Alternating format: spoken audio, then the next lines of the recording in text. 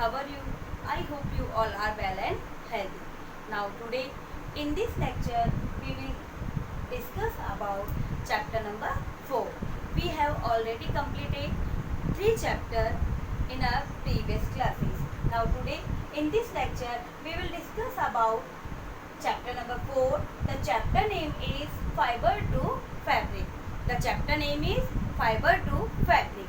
First we will discuss about what is the means of fiber. So fiber. Fiber means रेशा धागा. Thin hair like or thread like strand means thin पतले बाल जितने पतले हमारे बाल होते हैं उसके समान और थ्रेड लाइक धागे के समान जो संरचना होती है उसे हम क्या कहते हैं fibre. First it is a fibre. ये एक फाइबर है बेटा. When the fibres woven together, जब इन फाइबर्स को आपस में साथ में बुना जाता है सो इट फॉर्म फैब्रिक. ये क्या बनाते हैं बेटा?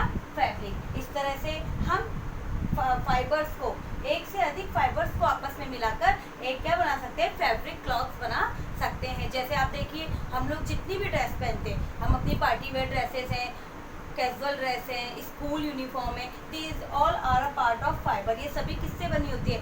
सभी हमारे फाइबर्स से बनी होती है. जब फाइबर्स को आपस में जोड़ा जाता है, आपस में सेट किया जाता है तो क्लॉथ बनता है और उस क्लॉथ से हम डिफरेंट डिजाइन के क्या बना सकते हैं बेटा?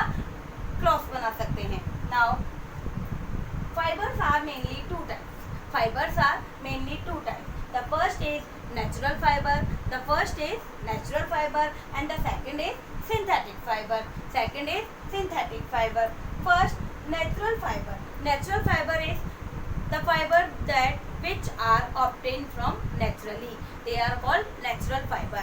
So, natural fiber is also divided in two parts. There are two sources of obtained natural fiber. The first is plants. The first is plants and the second is animal.